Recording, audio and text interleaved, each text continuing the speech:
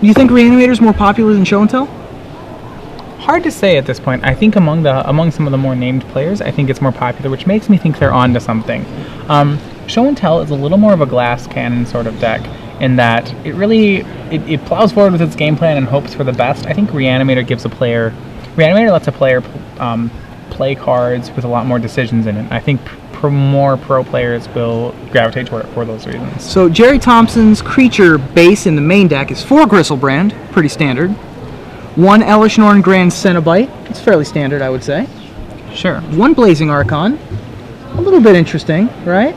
Sure. Against like the other Show and Tell and Reanimator decks. And we've got 1 Tidespout Tyrant. Alright, so Tidespout Tyrant, a card from Dissension. It is 5 triple blue for a 5/5. Whenever you cast a spell, you may return a permanent to its owner's hand. Right. Typically when I've seen that play, I saw it with Sensei's Divining Tops. I think in ages ago that saw some play in Vintage, it was also a very popular Oath of Druids creature. Right. That you could just combo out on your opponent and bounce all their moxes and whatnot. Both players keeping on 7. Gerry cracking a Polluted Delta. He will be on the play. Remember, his deck essentially Entomb, 4 Entomb, 4 Reanimate, 4 Animate Dead, 1 Exhume. Fairly straightforward of what it's going to do. Also 4 Careful Study. So he's going to Entomb the Gristlebrand.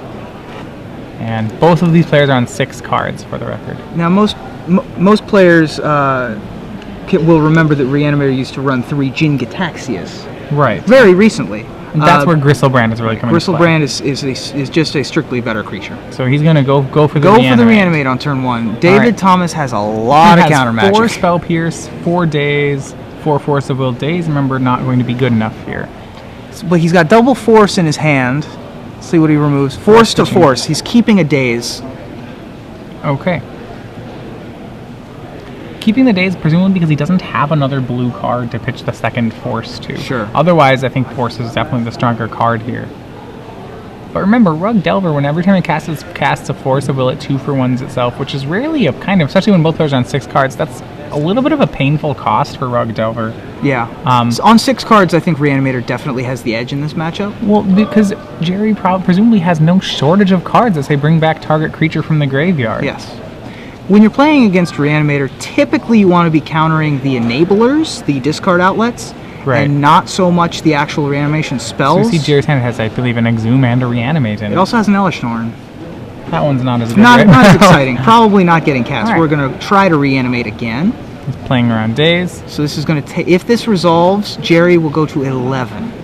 Because Gristlebrand, although it's a 7/7, that draws you 7 cards, costs 8. Right. Just to annoy me. David Thomas has a Nimble Mongoose we neglected to mention. Not particularly exciting. He's going to, alright, Lightning Bolt Gerry. Going to Bolt Gerry, and then presumably play this Daze. Correct? Maybe? Well, I'm not sure if it accomplishes much to play the Daze. So an interesting note about our standard decks, Blue-White Regular Delver had a win percentage of under 45% at the tournament. Wow. Gerry is going to Daze. Gerry will Daze the Bolt. A pretty reasonable cast by Gerry here, just because he hasn't played a land this turn. He doesn't have another land to play. Also, there's not really much yet. Okay, David, that's the end of the game. All right, which is the power of Reanimator right there. You really mulligan to draws that do that sort of thing. That's exactly right. It's very difficult for Rug to be able to deal with a 7/7. Mm-hmm. So looking at the sideboards, what do you suspect Gerry will bring in for, or what do you suspect David Thomas is going to bring in for Gerry? Thomas has a very good sideboard for this match. He has 3 Tormod's Crypts and 2 Gilded Drakes. He also has 2 Pyroblasts and a Red Elemental Blast, all of which are possible things to bring in. I mean, certainly he has things to board out. I mean, that he's playing Forked Bolt. He may board out. He's not actually playing Chain Lightning, so he's a little more of a controlling Rug Delver deck. His only burn spells are 4 Lightning Bolts and 2 Forked Bolts, and he only has the 12 creatures. Right. So he's a little more seeking to control, and I feel like all those cards will come in at this point. Now David does have the Scavenging Ooze still, so it's not all is lost. No, definitely not. I think David has plenty of game here. It seems to me like he's aware of this matchup and the importance of winning it when he was building his deck. Absolutely. So for Gerry Gerry has 4 show and tell in his sideboard. What do you think of that? Gerry has a transformational sideboard. Yeah, then. he sure does. He has 4 show and tell, 2 City traders that are going to come in. So what he can do is if Thomas is on the Termod's boards in Termod's crypt, Gerry can kind of catch him off guard. That said, there is still, as long as David Thomas is also boarding in the guild 2 Gilded Drakes and 3 Red Blast variants, I still like where Thomas is in the matchup. Gerry, just to run down the rest of his sideboard, has Submerge. Okay. Present also in David's deck. Present also in David's deck. Not going to be relevant for David, but because Gerry does not have any forests. But Gerry could, in theory, board that in against David as well. I'm not sure he needs it, but yes, he could. He also has 2 Echoing Truth, primarily for Leyline of the Void and things like that. I don't think he'll bring that in. He has a Gilded Drake that he probably doesn't need. He also has an Iona. What do you think about Iona? Well, Iona, you have to compare Iona then to the other reanimation targets. Yes, I don't think it's better than any of the one-ofs. Probably not. It may be better than Tidespout Tyrant. It may be. That's true. Because the Delver deck can continue to bolt you even when you bounce all their permanents. So I think I might make the swap of Tidespout Tyrant for Iona, actually.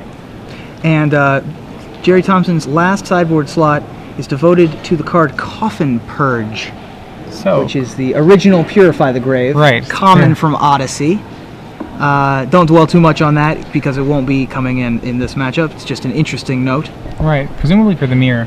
Presumably for the mirror, yep. And for Dredge and things of that sort. Remember, because Gerry can't run a card like Relic of Progenitus because of how his own deck works. And a card like Termon's Crypt, well, Coffin Purge is probably just stronger than that. Yes. He's looking to... He's a combo deck at heart.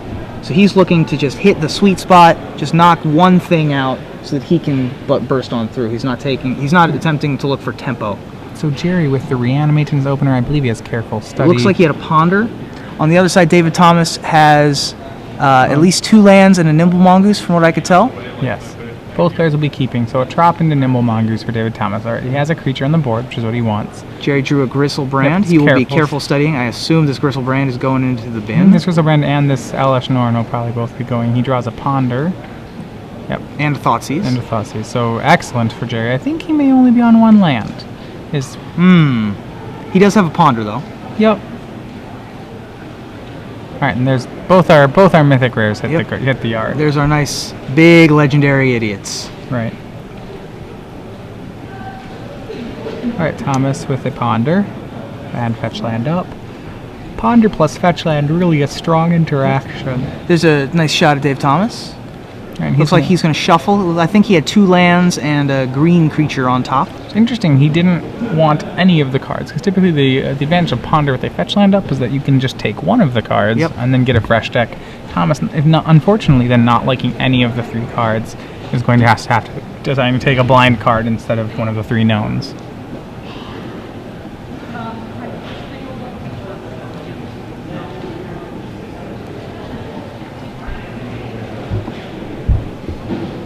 So, I'm still on my high horse. I don't think Nimble Mongoose is that good right now. It was very good for like a month and a half.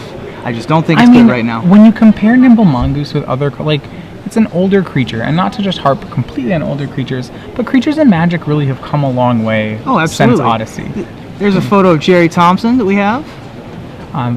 This was from earlier today. Yeah. So creatures have come a long way in the sense that I in general would say that there are more powerful cards. Like when you think about the power level of a card like Nimble Mongoose, I think that you can do better normally at a 1-drop. It's a 1/1 that actually have to jump through a lot of hoops to make it into a 3/3, and even then all you're getting is a 3/3. And there's lots of cards like a Delver, which is essentially just a 3/3 when you begin with. Obviously, you only can play 4 Delvers, but Mongoose. Yeah, you need to fill the rest of the slot. That's fine, but Nimble Mongoose is great. I love that card. It's just not good right now. Well, in this sort of matchup, especially. It's just a do nothing in this matchup. Right. It's just too small, and its protection ability is irrelevant. Gerry has a 2nd land now. Looks like he's going to play the Thoughtseize to try and clear the way. You said he had a Reanimate? I believe he does. All right. If he has the here's a Daze. Gerry will probably just pay it. I would imagine Gerry just plays this here. Yeah. Gerry's got all the time in the world. I would imagine he would attempt to pay this here. Thomas presumably has held, if he's playing right, has held the best card in his deck on top with the Ponder. Right. But although he shuffled with... Oh, no, he cast a second Ponder. That's right. The second one was not a shuffle, so presumably his best card is not in his hand. His hand is Scavenging Ooze, which will almost certainly be taken. Mongoose and 3 more lands. That is far too many lands. Yeah. At this point, Jerry's the coast is totally clear. Well, not completely clear. Like I said, presumably David has a reactive spell on the top of his deck. What could he have on top? So the cards in his deck that it could presumably be that do anything are Daze, which would do nothing. Force Will, which would do nothing because he has no blue cards. And Spell Pierce, which he can pay for. It was Tormod's Crypt. Ah, it was Tormod's Crypt. I see. Well, in that case, never mind. Certainly a do something. That is a do something. Gerry with plenty of reanimation spells in his hand, but that Tormod's Crypt will be an issue for him. And 5 cards in Thomas's graveyard. He has a fetch land. Including the Scavenging Ooze. So if you remember, if Gerry goes for something here, the problem is Thomas will crack his Tormod's Crypt, crack his fetch land, and then he will have 2 3/3 Nimble Mongooses, because that'll be the 7th card. Both players right now sit, for those who are calling at home, sitting at 4-0. Gerry's going to Ponder. And a lot more of the same. Show and tell. But he's going to shuffle. He doesn't have, none of the monsters are in his hand anymore. Right. Which makes you wonder if it was correct for Gerry to bin both of his mythics on the first turn. Yeah, I was thinking that actually, but he knows better than I, so. Sure. It depends how many show and tells he's boarded in. That's true. He has 4 in his sideboard. I don't know how many he's boarded in. With transformational sideboards, sometimes you can half transform. Jerry's doing a thing where he's transforming, where he's just like doubling up on threats, because I think his main goal is to make one of them resolve. Good job with David Thomas by hiding the Tormod's Crypt on top of the deck as well. Yes. What do you think about just going for a reanimate here to force his hand with the Tormod's Crypt, going to 10? Well, untapping with 2 lands and then ponder into something else. Well, so then you have to imagine what you want to ponder into. What is it that you're hoping to see? You have to look at Jerry's deck and kind of calculate where his out is. I think eventually he doesn't have, his hand is all reanimate spells. So you're either going to want to draw Monster plus Show and Tell or Monster plus Careful Study. And Monster plus Careful Study may be a little slow because he'll have to use the Animate Dead instead of the Reanimate due to his life total being fairly low.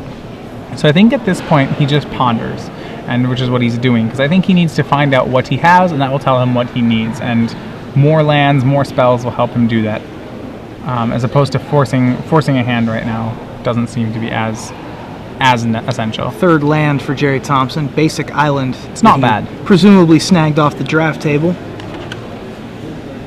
And he's going to ponder. Right. So this card dig is going to be excellent. He has a Brainstorm, which I brought in the Submerges there. So and he has Entomb Exhume here. So yeah, I'm sure he's keeping this.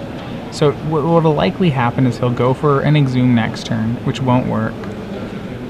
Because the thing is, by not forcing the play this time, what has happened is that he has kept the Nimble Mongooses off threshold by not forcing the Tormod's Crypt, and he essentially has bought himself another turn. I see.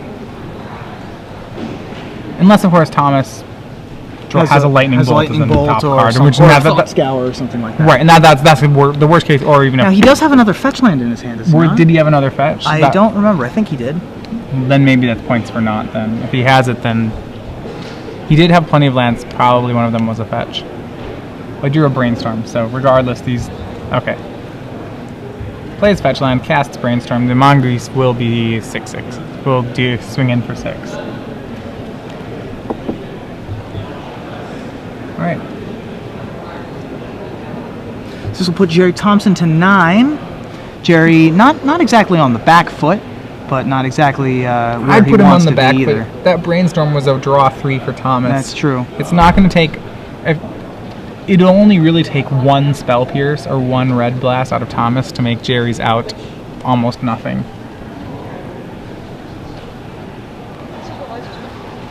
So, he's hoping for a lot of things to happen here. There's Tarmogoyf that gives Gerry his Submerge at target. Sure.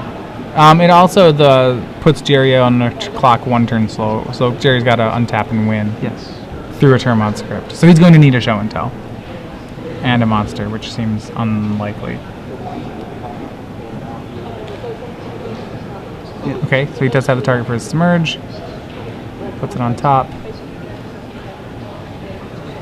He's going to go for the reanimate. This will almost certainly get countered unless David Thomas drew a bolt, which he did not. So it gets countered. And now Gerry has enough mana to go for it again. To entomb and go for the monster. Now he has the Entomb and the Exhume? He has the entomb and the exhume. Wow. Correct. Gerry played this pretty well. Assuming David did not get a daze or 2 blue cards, one of which is a Force of Will. Right. That's the crapshoot that we're taking, though. And the submerge means that takes away lightning bolt as an out as well. Yes. Right. The other thing. Now, is to be fair, if he gets Gristlebrand, he probably will not get Gristlebrand here. probably getting Blazing Archon. I would imagine it has to be Blazing Archon. Blazing Archon, a 5/6 rare from Ravnica, I believe. Yeah, Ravnica proper. Yeah, it's a flying creature. And it reads, creatures cannot attack you. Right. And it costs... Animate Dead It. It costs 5 white, or 4 white, I believe. Right? Or 5 It white, costs white. 5 white. It 5 costs a lot. white. Animate Dead, giving it -1, -0, so it's just a 4/6. Yep. David And Thomas, untapping, playing Tarmogoyf here, can't attack. Also good choice by Gerry with going with the reanimate first, because that means that the Animate Dead did not cost him all his life points. Right. Dave Thomas sort of at the mercy of the top of his deck here. Gerry draws a show and tell. Very, very funny. Remember, the Archon only dealing 4 damage here. Yeah, David Because it will has have been 3 animated. draw steps if he does not activate this fetch land. Right, and he is looking for a Gilded Drake, would serve him really well. Yes, he would.